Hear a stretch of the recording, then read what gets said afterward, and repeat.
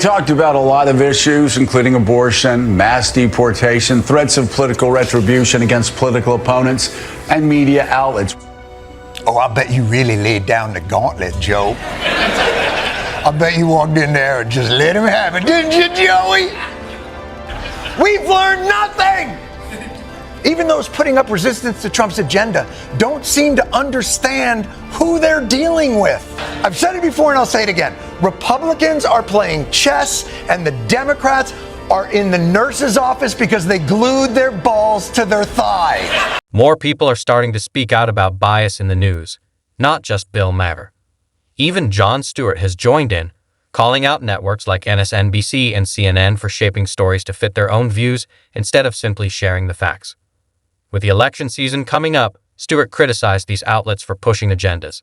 He pointed to a moment when MSNBC refused to show a photo of Donald Trump because they thought it was disrespectful. Stewart saw that as the media trying to control what the public sees, based on opinion rather than truth. And he's not alone anymore. What used to be a quiet concern is now turning into a bigger conversation. More people are waking up and demanding fair, straightforward news. In our editorial discussions this morning, we were asked not to show the image from this video because of its violent and disturbing nature. Video, which we are intentionally choosing not to show you. We're not going to show because of how disturbing it is. I was extremely disturbed to see this. Horrible, horrible, violent imagery. Violent and dehumanizing imagery. We're only going to show you a clip of this briefly. All right, that's enough. Let's take it down.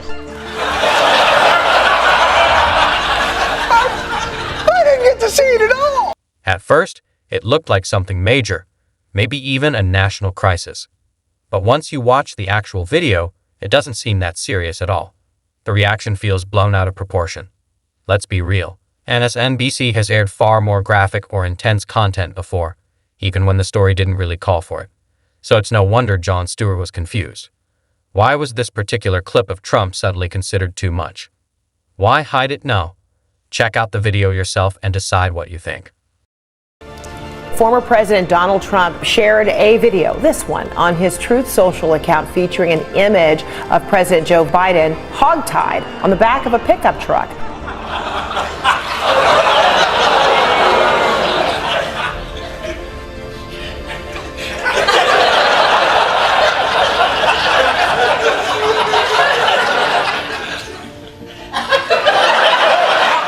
It's totally fair to be surprised. When the story first broke, it sounded like something serious, maybe even dangerous. But what was the big controversy? A Trump supporter driving a pickup with a fake photo of Joe Biden stuck on the back. That's it. Instead of just reporting what happened, the media cranked up the drama. Cue the ominous music, bold headlines, and endless panels warning a threat to democracy. It wasn't news, it was a performance. The goal seemed clear. Paint Trump as a cartoon-style villain, taking down the country one meme at a time. There was nothing subtle about it. But here's the kicker. Jon Stewart wasn't having it. He didn't just shrug it off. He called it out loud and clear. And when someone like Stewart starts criticizing left-leaning media for hyping up fear, it's a sign they've crossed the line. His frustration felt real and justified. What was so disturbing and dehumanizing, you wouldn't show it on television and an airbrushed Biden decal on the back of a truck? Let's be honest. MSNBC has never hesitated to show graphic or disturbing content. They've aired scenes from violent protests, natural disasters, war zones, and tragic events without blinking an eye. So when they suddenly refused to show a clearly fake image on the back of a truck, it didn't come across as concern for the audience. It felt more like hypocrisy or just poor judgment. This wasn't about protecting viewers. It was about protecting a narrative.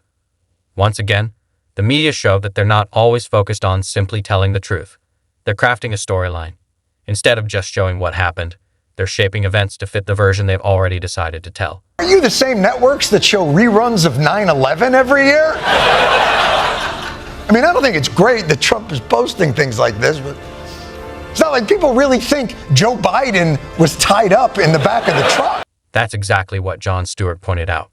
Every year, MSNBC has no problem replaying tough scenes from 9/11, slow-motion clips, emotional music, full panel discussions. But when a clearly fake image of Joe Biden appeared on the back of a pickup truck, they suddenly acted like it was too much for viewers to handle. Let's be honest. This wasn't about protecting anyone. It was about protecting their message. MSNBC is fine showing chaos, violence, or destruction if it fits the story they want to tell. But a joke image that challenges that story, they cut it out right away. This is about control over what people see, hear, and think. And the strange part, they act like we don't notice. But Jon Stewart did. He called out the double standard and made it clear.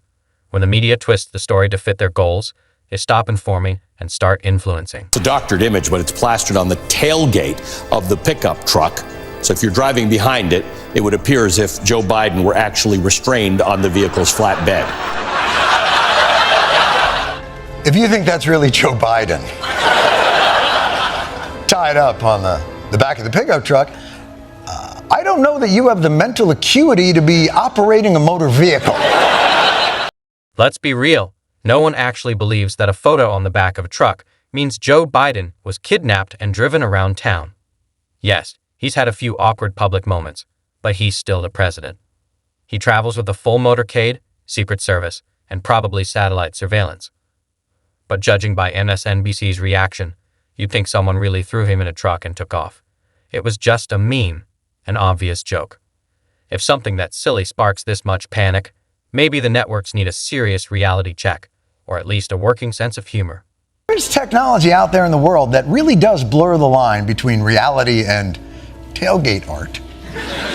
But those are mostly AI generated. Your fake Joe Biden robocall that tells New Hampshire voters not to vote. Your Chicago mayoral candidate glorifying police brutality. Your Donald Trump dropping by the neighborhood for a stew hang. Look how comfortable he seems. It might sound like satire, but it's not. The media's obsession with every little thing Trump does isn't just tiring. It's borderline compulsive. It's like they have a whole team ready to turn even the smallest mistake into a major scandal. One wrong word, one awkward moment, and it's suddenly headline news. Meanwhile, important stories, like economic updates, White House reports, or border news, barely get a mention. If Trump mispronounces something, get ready for days of dramatic panels and flashing headlines. But real issues? Silence. This isn't journalism. It's entertainment. Trump has stopped being just a politician for the media. He's become the main event, their Super Bowl. And the goal isn't to inform. It's to keep the audience hooked on a storyline that makes them feel morally superior. And when the facts don't fit the narrative, they get quietly buried under the latest Trump drama. Friday, we were given the opportunity to do just that. Joe and I went to Mar-a-Lago to meet personally with President-elect Trump. And for those asking why we would go speak to the president-elect during such fraught times, especially between us, I guess I would ask back, why wouldn't we? Because you said he was Hitler. Jon Stewart didn't hold back when he called out MSNBC's Joe Scarborough and Micah Brzezinski. He slammed them for their clear double standards. One moment, they're on TV attacking Trump, calling him a threat to democracy. The next, they're all smiles and handshakes at Mar-a-Lago, acting like old friends. We can't have it both ways. Stewart voiced what a lot of people have been thinking. It's hard to take their anger seriously when their actions tell a completely different story.